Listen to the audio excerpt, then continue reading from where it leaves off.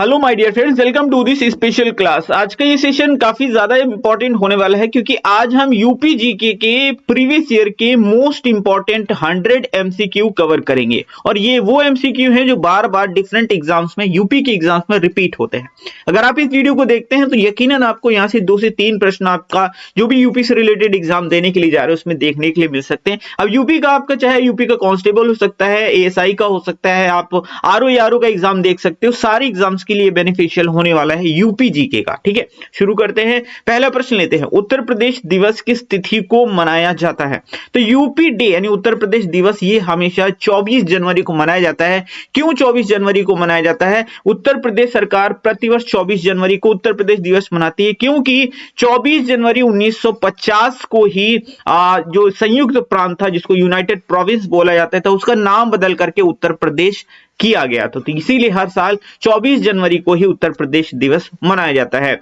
और वर्ष 2018 से ही उत्तर प्रदेश सरकार ने प्रथम बार 24 जनवरी को उत्तर प्रदेश दिवस मनाया था। यानी शुरुआत कब से हुई थी उत्तर प्रदेश दिवस मनाने की? 2018 से ये शुरुआत हुई थी। प्रश्न नंबर 2 है, भारत के कुल भौगोलिक क्षेत्रफल में उत्तर प्रदेश का कितना भौगोलिक प्रतिशत है? यानी अगर आप पूरे इंडिया का देखें तो उसका टोटल यूपी का कितना परसेंट लैंड एरिया आता है, यानी भौगोलिक क्षेत्रफल कितना है यूपी का पूरे इंडिया के कंपैरिजन में? तो पूरे इंडिया का 7.33% भौगोलिक क्षेत्रफल यूपी में आता है। काफी इंपॉर्टेंट है, याद रखिएगा, बड़ा इंपॉर्टेंट है और एग्जाम्स में हमेशा पूछा जाता है। तो उत्तर प्रदेश का कुल भौगोलिक क्षेत्रफल है कितना? 2,40,928 वर्ग किलोमीटर। अच्छा, मैं कहूंगा भारत का क्षेत्रफल कितना है तो 32,87,263 वर्ग किलोमीटर। अब इसमें से जो यूपी का है वो है 2,40,928 वर्ग किलोमीटर। ठीक है, किलोमीटर स्क्वायर, ये चीज हमेशा याद रखिएगा।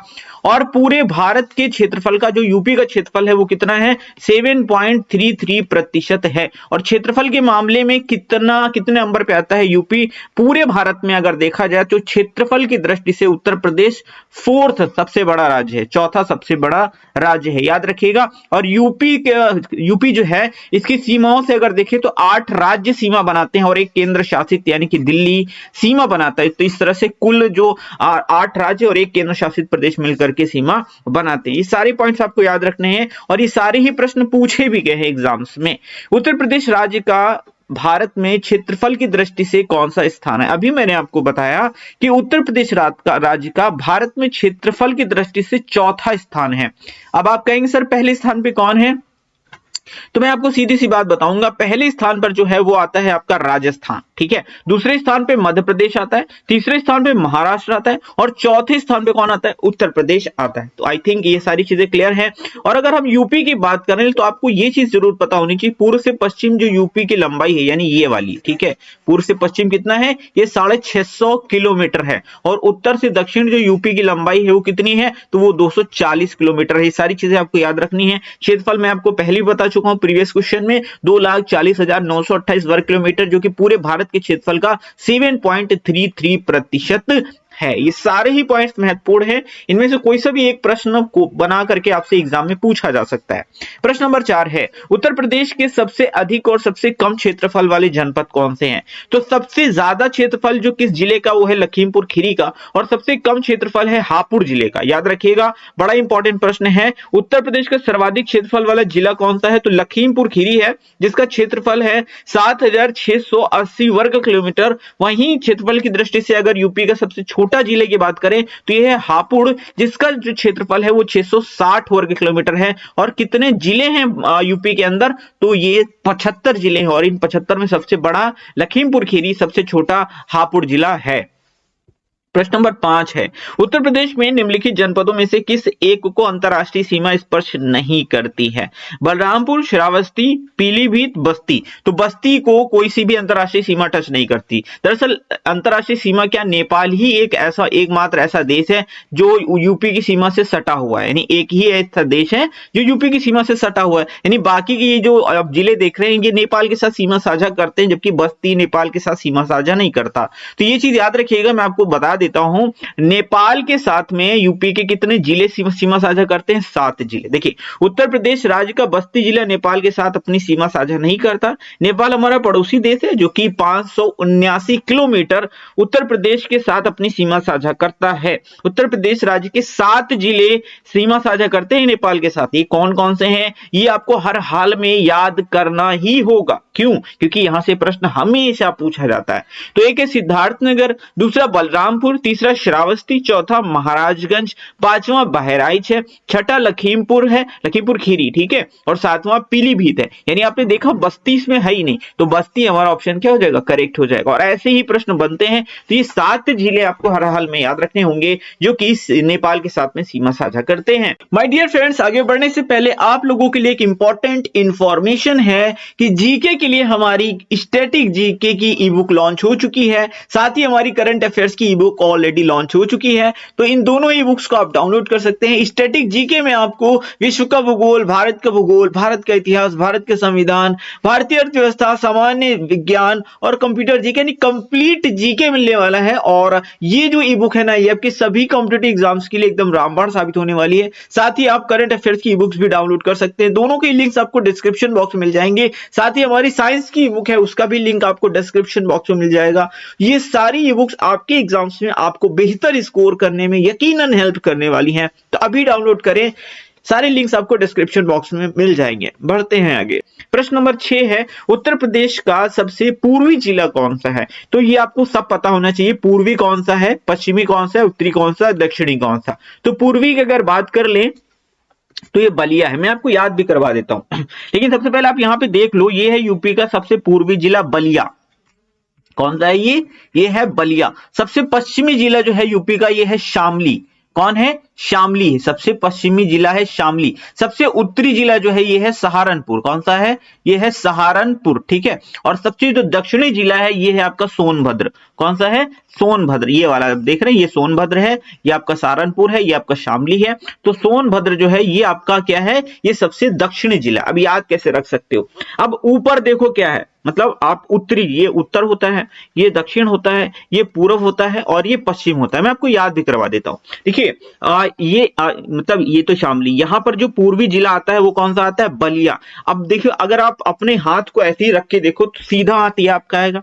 भाई आप अपने हाथ को फैलाइए, एकदम सीधा उत्तर की तरफ मुंह करिए और अपने हाथों को फैलाएंगे तो आप देखेंगे यहां पर आपका सीधा हाथ आएगा, इस साइड आपका उल्टा हाथ आएगा। तो सबसे ज्यादा बल किस में होता है? सीधे हाथ में कि उल्टे हाथ में? आप कहोगे सर सीधे वाले में। तो सीधा वाला हाथ पूर्व दिशा में जा रहा है ना, तो बल होता है मतलब बलिया। यानी सबसे पूर्वी जिला कौन सा है? बलिया। और पश्चिमी कौन सा हो जाएगा? शामली हो जाएगा। ठीक, आप ऐसे याद कर लिया। अब उत्तरी आपको याद रखना है। उत्तरी मतलब देख रहे हो, उत्तर जो दिशा है वो ऊपर साइड में आती है, तो कहते हैं सहारा किसका? ऊपर वाले का सहारा। तो ऊपर वाले का सहारा यानी उत्तर। उत्तर में कौन सा? सहारा यानी सहारनपुर। ऊपर वाले का सहारा और ऊपर कौन सा आता है? उत्तर आती है। तो उत्तर का कौन सा जिला हो जाएगा? सहारनपुर। और नीचे कौन सा है? सोनभद्र। सोनभद्र देख रहे सबसे नीचे, नीचे दक्षिण आता है ना नीचे। तो नीचे क्या? अच्छा सोना मैं कहूं आपको कहां मिलता है? तो आप कहोगे सर धरती के नीचे मिलता है। तो नीचे कौन सा है? दक्षिण है। तो सोना यानी सोनभद्र। तो इस तरह से आप इसको रिलेट कर सकते हो। आई होप देखिए, चीजें आपको याद करने के लिए कभी कभी टेक्निक लगानी होती। और हाँ, जिसको मैप याद है भाई साहब, उनको कोई टेक्निक याद रखने की जरूरत नहीं है। ये टेक्निक मैं सिर्फ उनके लिए बता रहा हूं जिनको मैप याद नहीं है और वो सीधे सीधे याद करना चाह रहे हैं ट्रिक के माध्यम से। तो उनके लिए बेस्ट है और ऐसी ट्रिक आपको देखने के लिए नहीं मिलेगी। तो मैंने आपको जो चीज बताई वो चीज मैंने यहां पर एक्सप्लेन कर दी है। आई थिंक आप मुझे ये चीज बताने की जरूरत नहीं है। बढ़ जाते हैं आगे प्रश्न नंबर 7 पर।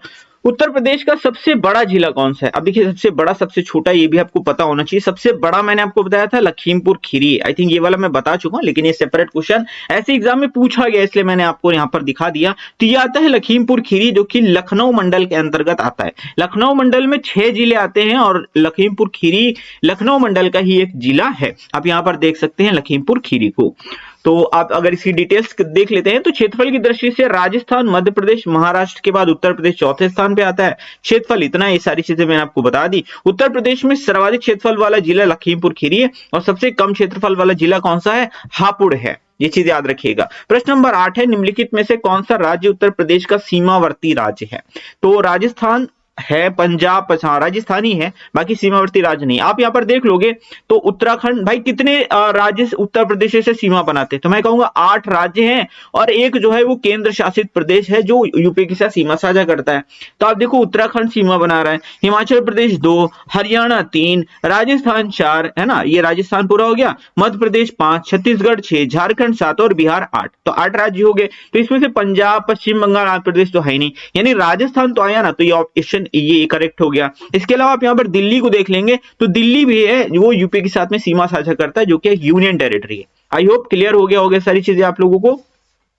अब अगर आप इसका विस्तार देख लें, अक्षांशीय और देशांतरी विस्तार, तो उत्तर प्रदेश भारत के उत्तर मध्य में अवस्थित एक सीमांत राज्य है, जिसकी ग्लोब पर स्थिति 23 डिग्री 52 मिनट उत्तरी अक्षांश से लेकर के 30 डिग्री 24 मिनट उत्तरी अक्षांश है। और वहीं पूर्वी अगर देशांतरी विस्तार देखें तो 77 डिग्री 5 मिनट पूर्वी देशांतर से 84 डिग्री 39 मिनट पूर्वी देशांतर के मध्य उत्तर प्रदेश जो है वो स्थित है। ठीक है, और ये कितने राज्यों से सीमा बनाता है? 8 राज्यों से, मैंने आपको दिखा दिया है। और एक केंद्र शासित प्रदेश दिल्ली से सीमा बनाता है। और किस देश से सीमा बनाता है? तो नेपाल के साथ में सीमा बनाता है। किससे? नेपाल के साथ में। और उत्तर प्रदेश के कितने जिले नेपाल से सीमा साझा करते हैं? तो 7 जिले जो हैं वो नेपाल के साथ में उत्तर प्रदेश के सीमा साझा करते हैं। ये सारे पॉइंट्स आपको मेमोरी में आपकी सेट हो जाने चाहिए। प्रश्न नंबर 9 है, कब संयुक्त प्रांत का नाम बदल करके उत्तर प्रदेश किया गया? मैंने पहला ही प्रश्न आपसे लिया था, आपको प्रश्न दिया था कि यूपी डे उत्तर प्रदेश दिवस कब मनाया जाता है, तभी मैंने आपको बताया था 24 जनवरी सन 1950 को संयुक्त प्रांत का नाम बदल करके उत्तर प्रदेश किया गया था। तो इसका ऑप्शन नंबर बी करेक्ट हो जाएगा, 24 जनवरी 1950। ठीक है, और प्रथम मुख्यमंत्री कौन थे यूपी के? सबसे पहले तो ये थे पंडित गोविंद वल्लभ पंत। कौन थे? पंडित गोविंद वल्लभ पंत।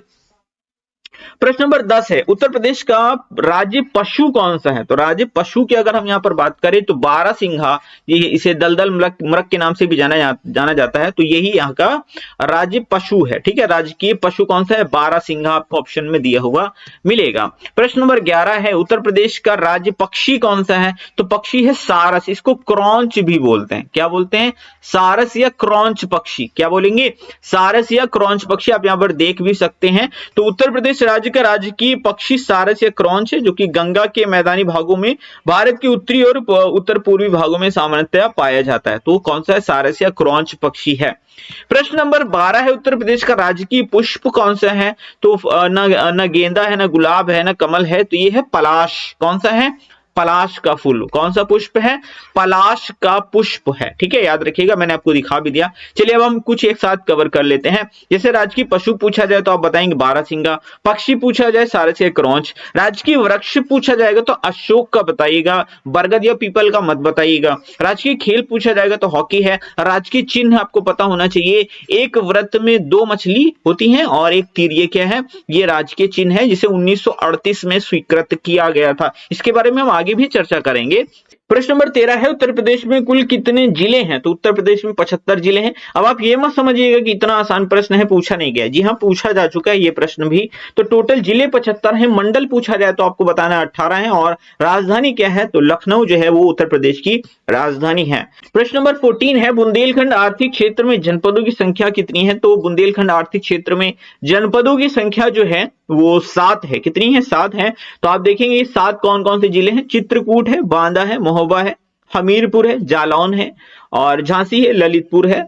ये जो भूभाग है ये बुंदेलखंड कहलाता है। देखिए, अगर यहाँ पर आर्थिक क्षेत्रों की बात करें तो यूपी के आर्थिक क्षेत्रों को कुल 4 पार्ट्स में बांटा गया। ठीक है, एक है पूर्वी भाग, एक है पश्चिमी भाग, एक है मध्य भाग और एक है बुंदेलखंड वाला भाग। ठीक है, तो यहाँ पर बुंदेलखंड वाले भाग की बात करें तो बुंदेलखंड आर्थिक क्षेत्र में 7 जिले आते हैं। बाकी इनके विषय में चर्चा हम आगे करेंगे।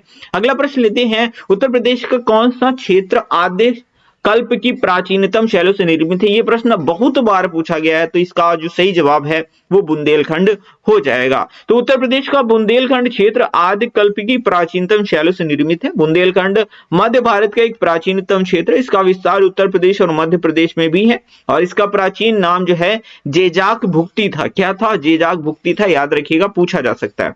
प्रश्न नंबर 16 है, उत्तर प्रदेश सरकार ने किस ऐतिहासिक स्मारक से जुड़वा मछली का राजकीय चिन्ह अंगीकार किया? मैंने आपको बताया था ना, राजकीय चिन्ह में जुड़वा मछली यानी 2 मछलियां इस तरह से बनी हुई हैं। तो ये जो मछली का चिन्ह है ये लिया कहां से गया था? तो ये रूमी गेट से लिया गया है। कहां से? रूमी गेट यानी रूमी दरवाजा, ये लखनऊ में ही है। कहाँ है? लखनऊ में ही है। अगर आप कभी इमामबाड़ा गए होंगे तो शायद आपने उसी साइड में रूमी गेट भी यहाँ पर देखा होगा। फिलहाल के लिए तो अभी यहाँ पर मरम्मत का काम चल रहा है, क्योंकि अभी मैं रिसेंटली अभी 2-3 दिन पहले इधर गया था, तो यहाँ पर कुछ मरम्मत का काम भी चल रहा है, रिनोवेशन का काम चल रहा है रूमी गेट पर। तो उत्तर प्रदेश सरकार ने लखनऊ के रूमी दरवाजा ऐतिहासिक स्मारक से जुड़वा मछली का राजकीय राज्य चिन्ह अंगीकार किया है। रूमी दरवाजा लखनऊ के प्रमुख पर्यटन स्थलों में से एक है। इसका निर्माण नवाब आसफुद्दौला ने सन 1784 में करवाया था। याद रखिएगा, ये है राजकीय चिन्ह, और ये जो मछली का चिन्ह है ये कहां से लिया गया? रूमी दरवाजे से लिया गया है। किसने बनवाया था? आसफुद्दौला ने। ये प्रश्न एग्जाम में पूछा जा चुका है, रूमी गेट का निर्माण किसने करवाया था? आसफुद्दौला ने 1784 में करवाया था। याद रखिएगा, मैं सारी डिटेल्स इसीलिए बताता हूं ताकि प्रश्न कहीं से भी पूछा जाए एटलीस्ट आप उसका जवाब दे पाओ, क्योंकि आपने डिटेल में पढ़ रखा है। नोएडा उत्तर प्रदेश के किस जिले में अवस्थित है? ये भी प्रश्न एग्जाम में कई बार पूछा गया, तो गौतम बुद्ध नगर इसका सही जवाब हो जाएगा। तो नोएडा अर्थात new Okhla industrial development authority, ये नोएडा का फुल फॉर्म है। याद रखिएगा, क्या है? New Okhla industrial development authority. Uttar Pradesh के गौतम बुद्ध नगर जिले में अवस्थित है, या राष्ट्रीय राजधानी क्षेत्र का उपनगर भी है, यानी एनसीआर का भी पार्ट है ये, है ना। और नोएडा और ग्रेटर नोएडा दोनों उत्तर प्रदेश के गौतम बुद्ध नगर में अवस्थित है। प्रश्न पूछे गए हैं, याद रखिएगा। प्रश्न नंबर 18 है, निम्नलिखित जिलों का भौगोलिक क्षेत्रफल की दृष्टि से सही आरोही क्रम क्या होगा? तो सही आरोही क्रम क्या होगा?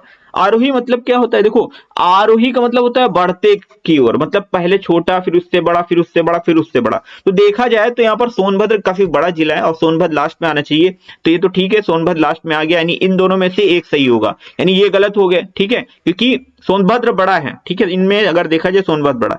गौतम बुद्ध नगर वैसे तो बाराबंकी से छोटा है, तो गौतम बुद्ध नगर पहले आएगा, बाराबंकी बाद में आएगा। तो ऑप्शन नंबर सी। अगर आपको 1-2 जिले भी याद है तो आप इजिली कर पाओगे, ठीक है। तो इस तरह से आपको, और ये मत समझिएगा कि सर ने ऐसी दे दिया उठा के, ये प्रश्न एग्जाम में पूछे गए हैं, तो ध्यान से देखिएगा। गौतम बुद्ध नगर छोटा, उससे बड़ा बाराबंकी, उससे बड़ा मिर्जापुर और उससे बड़ा सोनभद्र है। इसका मैंने यहाँ पर क्षेत्रफल भी मेंशन कर दिया ताकि आप समझ सकें कि कौन सा जिला कितना बड़ा है। इस तरह के क्वेश्चन पूछे जाते हैं, थोड़ा डिफिकल्ट होते हैं, लेकिन 1-2 प्रश्न जो ज्यादा रिपीट हुए हैं मैंने उनको यहाँ पर इंक्लूड कर दिया ताकि अगर दोबारा से रिपीट हो जाए एग्जाम में तो एटलीस्ट आप उनको कर पाएंगे। प्रश्न नंबर 19, सोनभद्र जिले को स्पर्श करती है।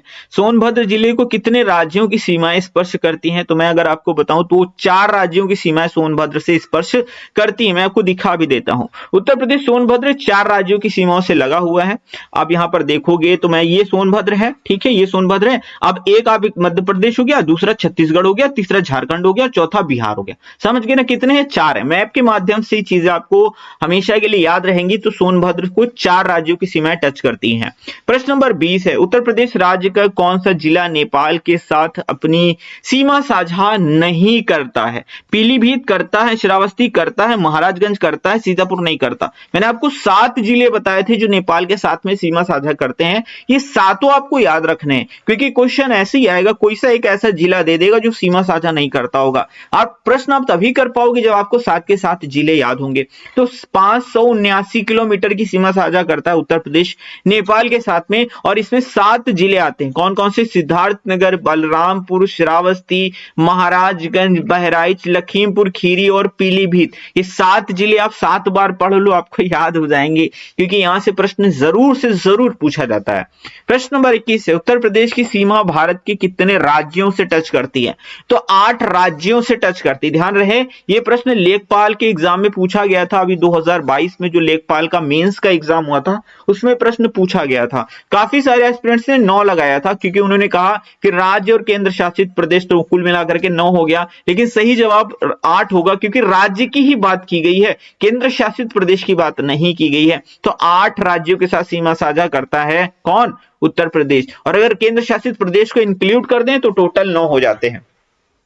8 राज्य मैंने आपको बताए भी थे, उत्तराखंड, हिमाचल प्रदेश, हरियाणा, राजस्थान और मध्य प्रदेश, छत्तीसगढ़, झारखंड और ये बिहार। और एक देश है जिसके साथ सीमा साझा करता है उत्तर प्रदेश, नेपाल के साथ में। अगला प्रश्न है, निम्नलिखित राज्यों में से किसी से उत्तर प्रदेश की सीमा नहीं लगती है? राजस्थान, झारखंड, हरियाणा, महाराष्ट्र। झारखंड, हरियाणा आप देख रहे हो ना, राजस्थान से लग रही है, ठीक है। अब आपको अगर मैप याद है, आप देखो कैसे आप लगा पाओगे, राजस्थान से लग रही है, झारखंड से आपको सर लग रही है, फिर हरियाणा से कहोगे तब भी लग रही है, मतलब महाराष्ट्र से सीमा नहीं लग रही है, तो ऑप्शन नंबर डी करेक्ट होगा। तो ये होगा आपका मैप को याद करने का फायदा। अगर आप 2-3 बार 4 बार 5 बार मैप को ही देखते रहोगे इस तरह से क्वेश्चन करते करते, तो काफी सारी चीजें आपको ऐसे ही याद हो जाएंगी। और मैं आपको रिकमेंड करूंगा आप एक आध बार मैप जरूर ध्यान से पढ़ो, ठीक है। निम्नलिखित में कौन सा जिला उत्तर प्रदेश के बुंदेलखंड क्षेत्र से संबंधित है?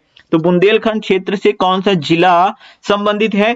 तो ये है आपका महोबा। कौन सा है? महोबा है। तो ध्यान से देखिएगा, मैंने आपको बताया था बुंदेलखंड आर्थिक क्षेत्र से इसमें 7 जिले आते हैं, चित्रकूट, बांदा, महोबा, हमीरपुर, जालौन, झांसी, ललितपुर। तो ये भी आपको याद रखना है, बुंदेलखंड क्षेत्र से काफी ज्यादा प्रश्न पूछे जा रहे हैं। प्रश्न नंबर 24 है, निम्नलिखित में कौन सा देश भारतीय राज्य उत्तर प्रदेश से सीमा साझा करता है? तो कौन सा देश? तो भाई नेपाल सीमा साझा करता है, सीधी सी बात है, मैंने आपको बताया भी। और नेपाल के साथ 7 जिले यूपी के सीमा साझा करते हैं।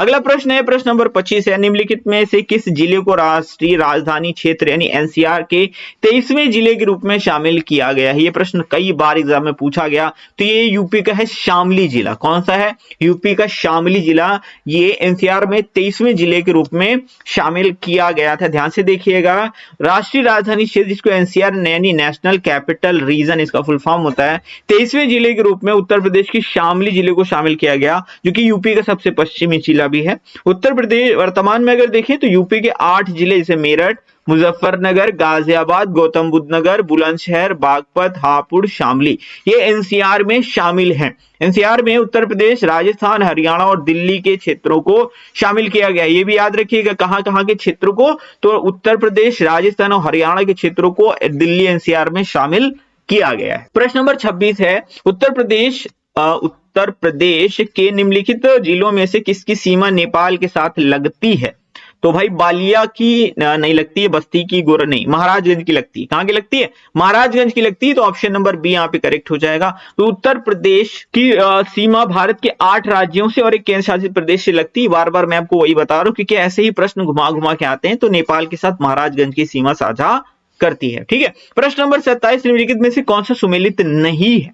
लखीमपुर खीरी अधिकतम भौगोलिक क्षेत्रफल यानी सबसे बड़ा है, ठीक है, तो सुमेलित नहीं है, तो ये तो सही है भाई, सुमेलित तो कोई दिक्कत नहीं। सोनभद्र अधिकतम वन आच्छादित क्षेत्र, हाँ सबसे ज्यादा वन क्षेत्र भी सोनभद्र में है।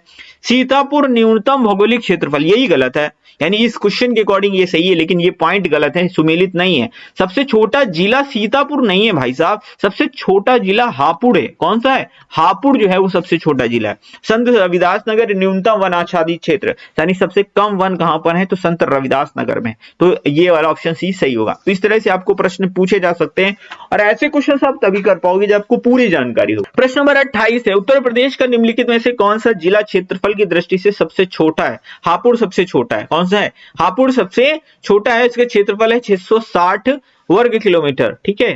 कितना है? 660 वर्ग किलोमीटर। और लखीमपुर खीरी का कितना है? तो 7680 वर्ग किलोमीटर, याद रखिएगा।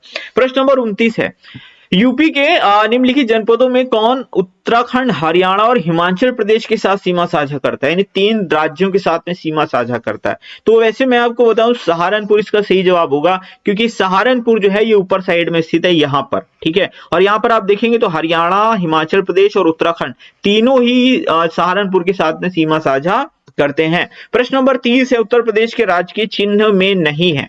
तो राजकीय चिन्ह ये है, इसमें मछलियां हैं, धनुष भी है, आप देख रहे हैं धनुष भी है, तीर भी है, मोर तो नहीं है। तो ऑप्शन नंबर डी यहां पर सही हो जाएगा, इसमें मोर नहीं है। प्रश्न नंबर 31 है, उत्तर प्रदेश का राजकीय पक्षी कौन सा है? तो सारस या क्रॉन्च पक्षी है, ये तो मैं आपको बता भी चुका हूं।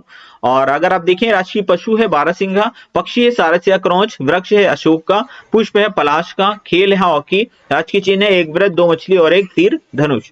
उत्तर प्रदेश के अंबेडकर नगर जिले के जिला मुख्यालय कहां पर है? तो देखिए 75 जिले हैं यूपी के अंदर, कितने? 75 जिले, और हर जिले का अपना जिला मुख्यालय। लेकिन और जितने भी जिले उनका जिला मुख्यालय वही है, लेकिन कुछ का चेंज है। तो जो चेंज वाले वो आपको याद रखना है। जैसे अंबेडकर नगर जिले के जिला मुख्यालय कहां है? अकबरपुर में है। गौरीगंज की अगर आप बात करें तो अमेठी का जो जिला मुख्यालय है वो कहां है? वो गौरीगंज में है। रॉबर्ट्सगंज अगर इसकी बात करें तो जो सोनभद्र है, कौन सा? सोनभद्र जिला, उसका जो जिला मुख्यालय है वो कहां पर है, वो रॉबर्ट्सगंज में है। अकबरपुर तो अंबेडकर नगर का अकबरपुर में है, लेकिन आप अकबरपुर माथी देखोगे तो कानपुर देहात, क्या अगर आप कानपुर देहात की जिला मुख्यालय की बात करोगे तो उसका जो जिला मुख्यालय है वो कहां है, अकबरपुर में है। इसके अलावा मैं आपको कुछ और बता देता हूं, जैसे जालौन का क्या है, उरई है, संत कबीर नगर का खलीलाबाद है, और कौशाम्बी का मंझनपुर है, भदोही का ज्ञानपुर है, और कुशीनगर का पडरौना है, और सिद्धार्थ नगर का नौगढ़ है, और जालौन का उरई है, फर्रुखाबाद का फतेहगढ़ है, संभल का पवासा है। तो ये सारी चीजें आपको याद रखनी चाहिए। और अगर आपको चाहिए कि सर मैं आपको लिख के बताऊं, लिख के अगर मैं बताऊंगा थोड़ा सा टाइम लगेगा, इसलिए मैंने लिख के नहीं बताया, आपको ऐसे ही बता दिया। आप जो है मैं आप लोगों को इसके लिए कुछ नोट्स आपको प्रोवाइड करवा दूंगा यूपीजीके के लिए। उसके लिए आपको चैनल को सब्सक्राइब करना होगा और हमारे टेलीग्राम चैनल से जुड़ना होगा, ताकि वहां पर सारी चीजें हम आपको प्रोवाइड करवा पाए। ठीक है, तो वहां पर ये सारी चीजें हम आपको प्रोवाइड करवा देंगे और यहीं से प्रश्न पूछे भी जाते हैं। तो उत्तर प्रदेश का सबसे उत्तरी जिला कौन सा है? तो मैंने आपको बताया था उत्तर में ऊपर होता है उत्तर, तो ऊपर वाले एक सहारा, कौन? सहारनपुर। कौन सा? सहारनपुर। अब मैं आपको प्रैक्टिस भी करवाऊंगा। देखिए सहारनपुर आ गया। प्रश्न नंबर 34 है, उत्तर प्रदेश राज्य का पुनर्गठन कब हुआ था? तो यूपी के पुनर्गठन की बात हो रही है, यहाँ पर स्थापना की बात नहीं हो रही। तो पुनर्गठन जो है वो 1 नवंबर 1956 को हुआ था। ये प्रश्न बहुत याद मतलब पूछा जाता है, इसलिए इसको हर हाल में आपको याद रखना है। ठीक है, 24 जनवरी सन 1950 को जो है यूनाइटेड प्रोविंस का नाम बदल करके उत्तर प्रदेश नाम रखा गया था। यूपी की स्थापना एक तरह से हुई थी, लेकिन पुनर्गठन की बात करेंगे तो 1 नवंबर 1956 को हुआ था।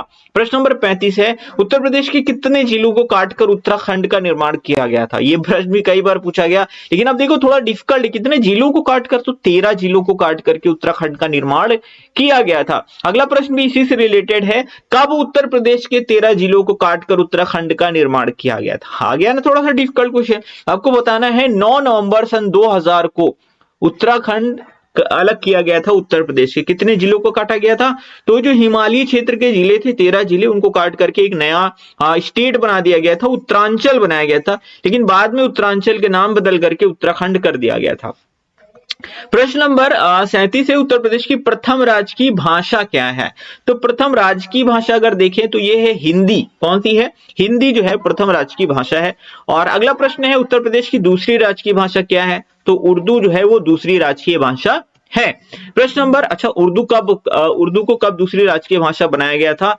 तो 1989 में बनाया गया था। ये प्रश्न कई बार एग्जाम में पूछा गया है।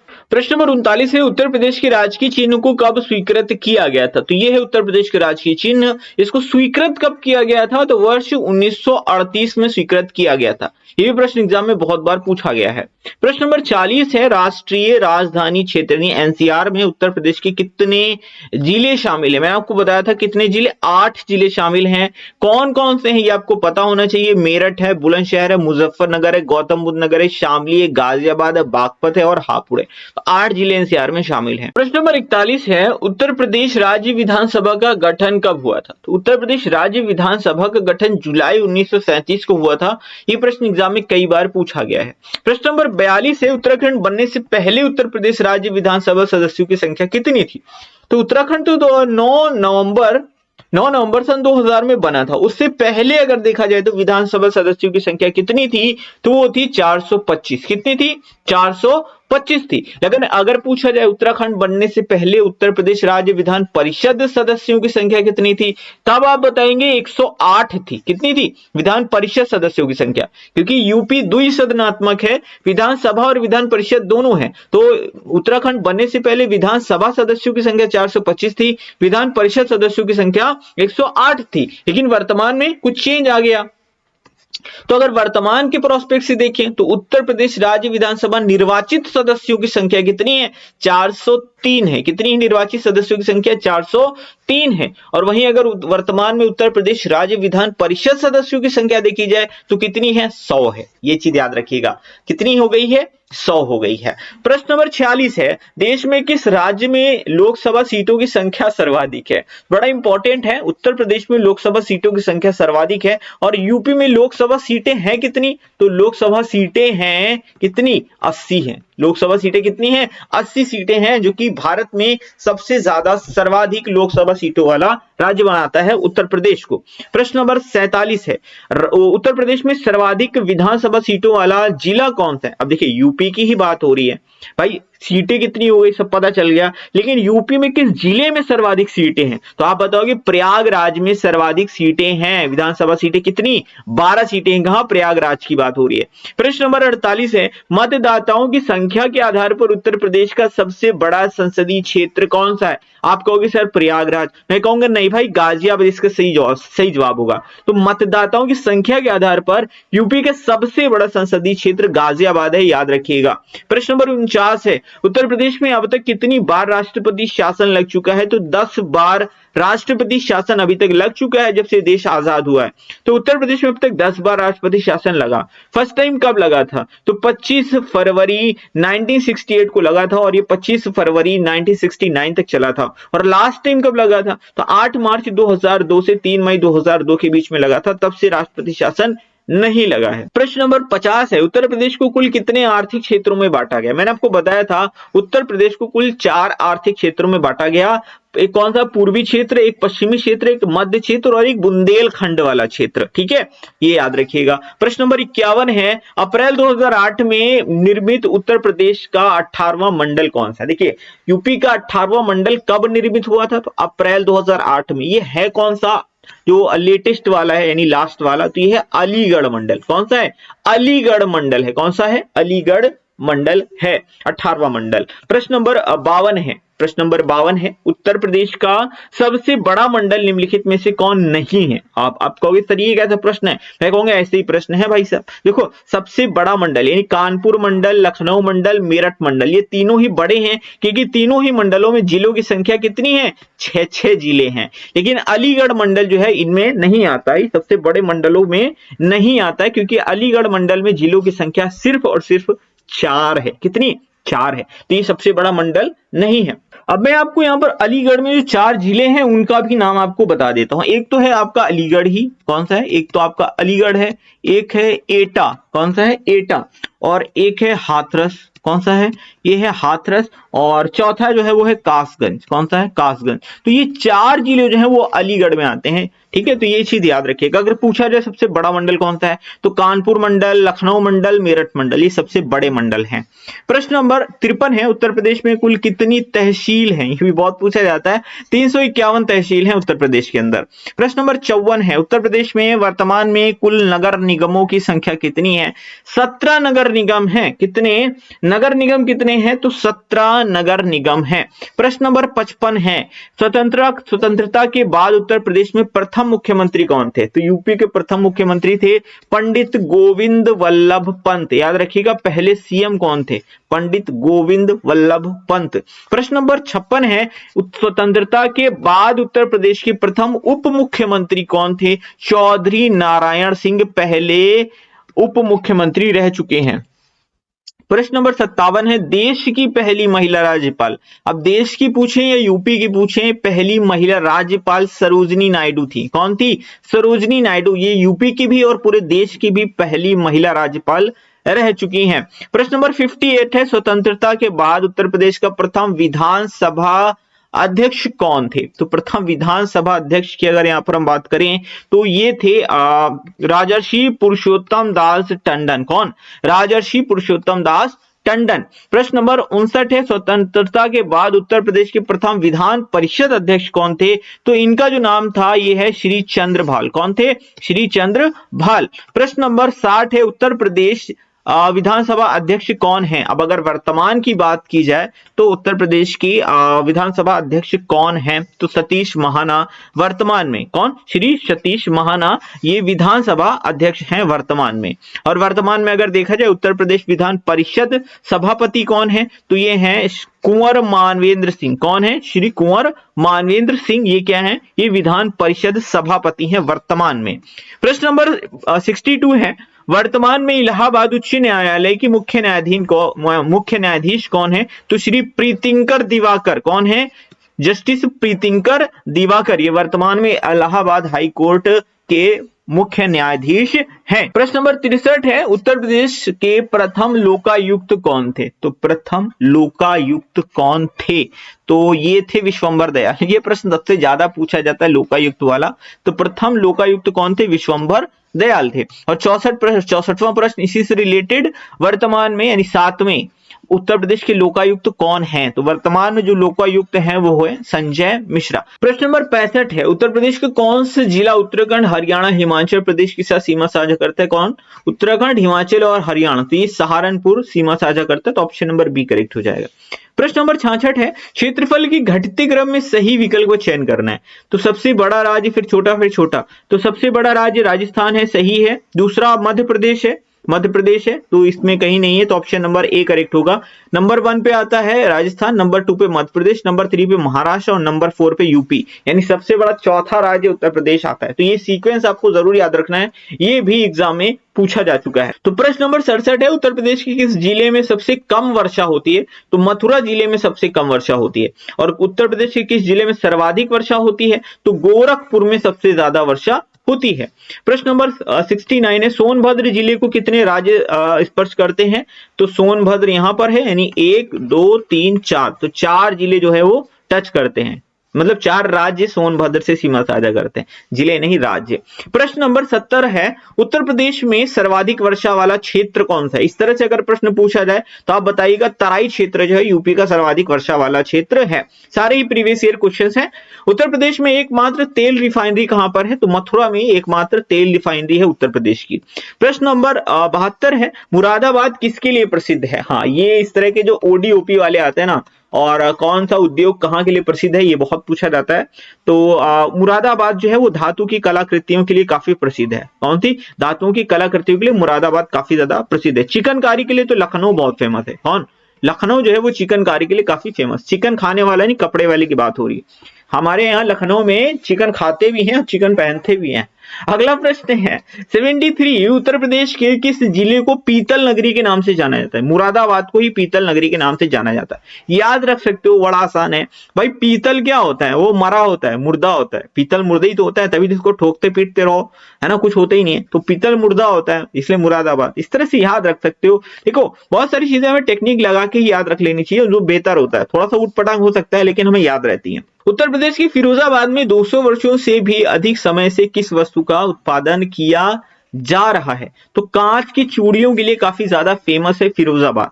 अगर मैं आपसे कहूं कि आप किसी को चूड़ियां गिफ्ट करने वाले हो या करने वाली हो, इस तरह से भी बोल सकते हैं, तो किस कलर की चूड़ियां आप गिफ्ट करेंगे? तो आप बोलिएगा सर फिरोजी कलर की चूड़ियां। एक कलर होता है फिरोजी कलर, तो फिरोजी कलर से फिरोजाबाद बना लो। तो चूड़ियां कैसी होंगी? फिरोजी कलर की। तो फिरोजाबाद चूड़ियों के लिए प्रसिद्ध है। इस तरह से आप याद रख पाओगे। प्रश्न नंबर 75 है, निम्नलिखित में से कौन सुमेलित नहीं है? स्कूटर इंडिया लखनऊ में है, सही है। मॉडर्न बेकरीज दी है, सही है, कानपुर का।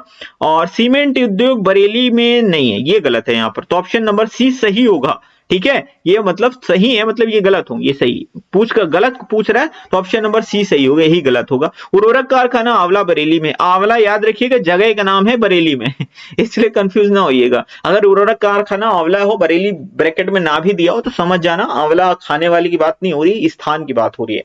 तो अच्छा, सीमेंट जो है वो चुर्क और डल्ला, क्या सीमेंट उद्योग के लिए जो फेमस है वो है चुर्क और डल्ला।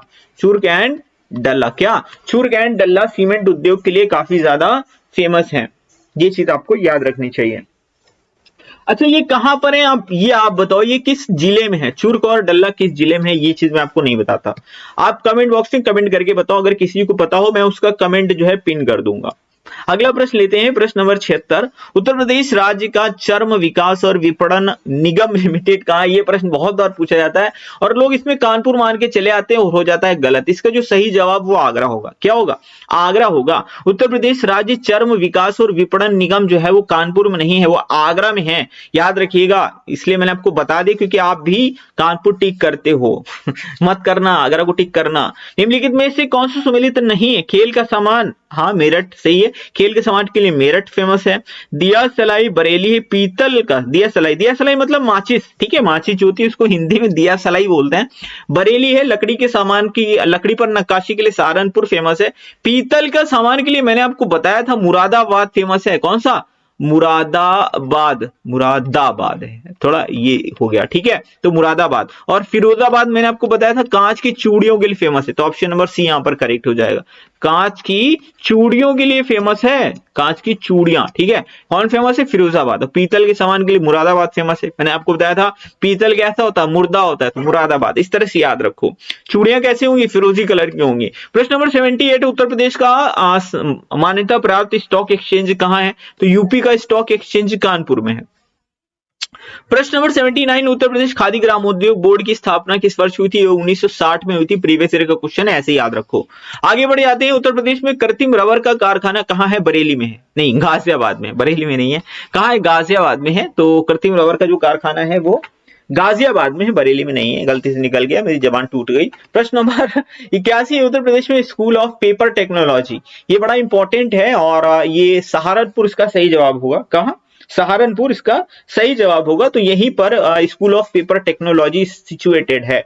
यानी कागज जो बनाने के लिए फेमस है ना, वो सहारनपुर ही फेमस है, कागज की लुगदी। प्रश्न नंबर 82 है, उत्तर प्रदेश में कौन सा नगर सुहाग नगरी कहलाता है? तो सुहाग के लिए जरूरी होती है चूड़ियां, चूड़ियां होंगी फिरोजी कलर की, तो फिरोजाबाद यहाँ पर सही जवाब हो जाएगा।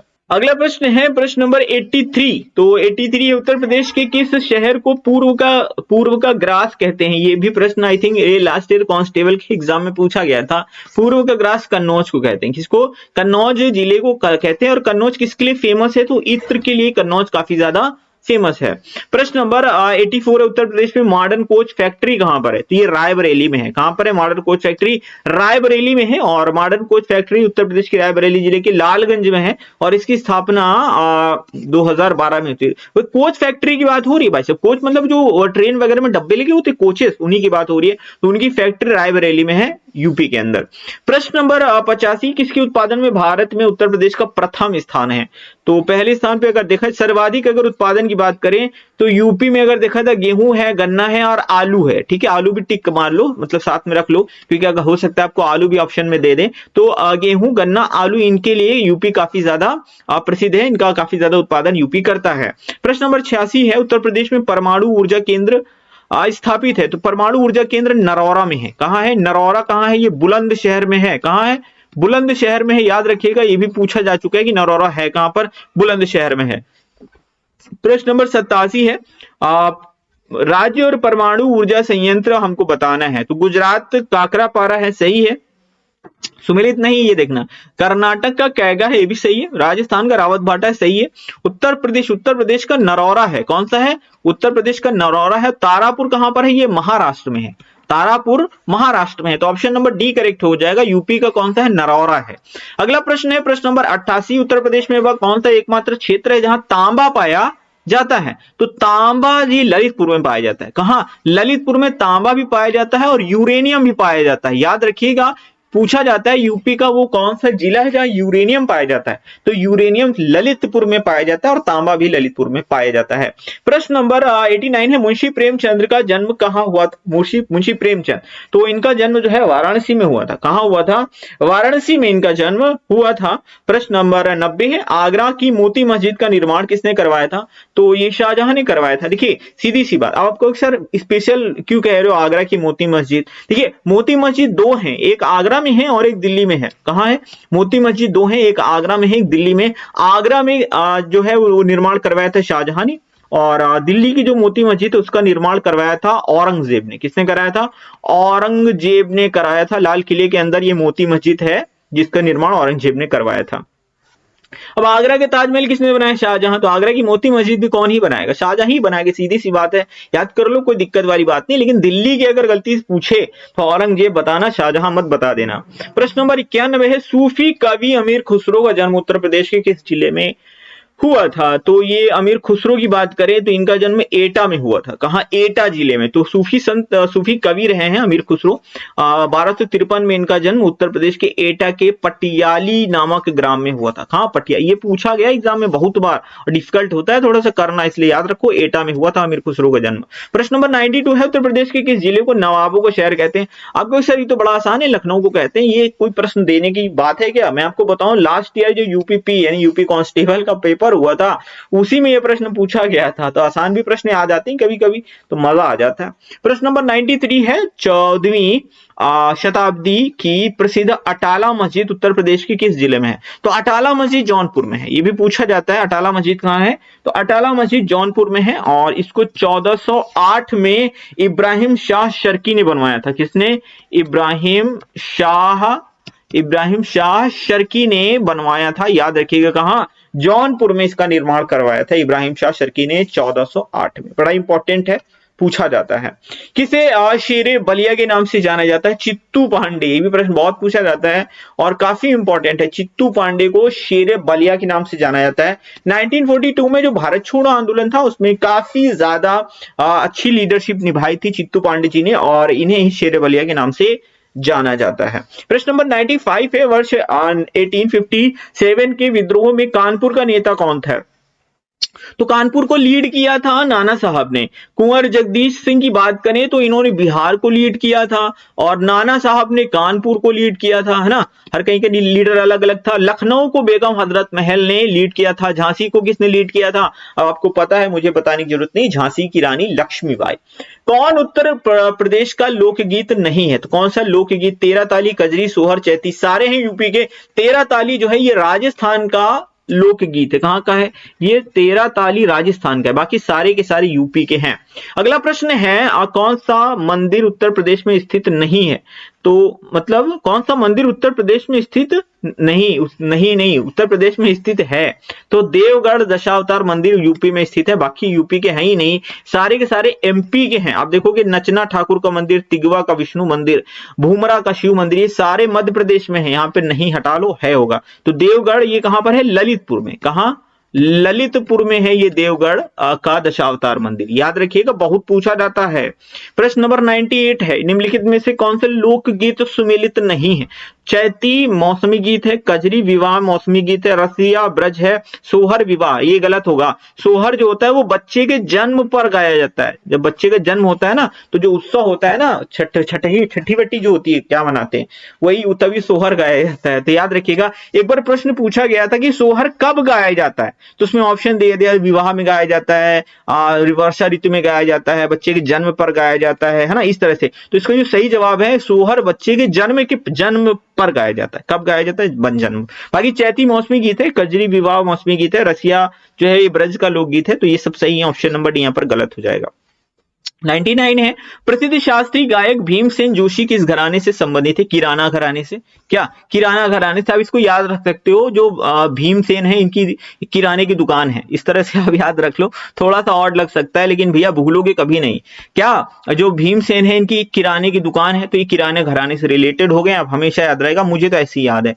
प्रश्न नंबर 100 है, कुछ टेक्निक हम लोग खुद ही बना लेते हैं। मान लो हमें याद कर रहे हैं तो हम खुद ही बना लेते हैं। बरसाना होली किसके साथ खेली जाती है? तो ये डंडे के साथ खेली जाती है बरसाना होली। आई थिंक बरसाना होली का एग्जांपल अगर आपको देखना है तो आपने एक मूवी आई थी टॉयलेट, कौन सी मूवी आई थी? टॉयलेट नाम की मूवी आई थी अक्षय कुमार की, उसमें बरसाना होली का एक एग्जांपल दिखाया भी था। जो क्या भूमि पेडनेकर जो है एक्ट्रेस, उन्होंने डंडे से मारा था अक्षय कुमार को। तो वो होली होती है, खेलने का तरीका होता है, तो डंडे से खेली जाती है बरसाना होली। याद रखिएगा, बड़ा इंपॉर्टेंट है, पूछा भी जाता है। तो ये थे आज की सारी इंपॉर्टेंट 100 क्वेश्चन, और आगे भी मैं ये सीरीज कंटिन्यू करने वाला हूँ, क्योंकि मैं सिर्फ 100 पे नहीं टिकने वाला, मैं आपको टोटल 500 प्रीवियस ईयर के यूपी जी के स्पेशल की क्वेश्चन प्रोवाइड करवाने वाला हूँ। एक प्रश्न आपको दे करके जा रहा हूँ, इसका जवाब आपको कमेंट बॉक्स में टाइप करना है, और चैनल को सब्सक्राइब कर लीजिए ताकि आगे के पार्ट्स भी आपको मिल जाएं, यानी उनका नोटिफिकेशन आप तक मिल जाए। वीडियो कैसा लगा इसके बारे में अपना फीडबैक कमेंट बॉक्स में जरूर टाइप करिएगा, अपने दोस्तों के साथ शेयर करिए, सब्सक्राइब जरूर कर लीजिएगा, लाइक कर दीजिएगा वीडियो को। मिलते हैं अगले वीडियो में। Thank you for watching.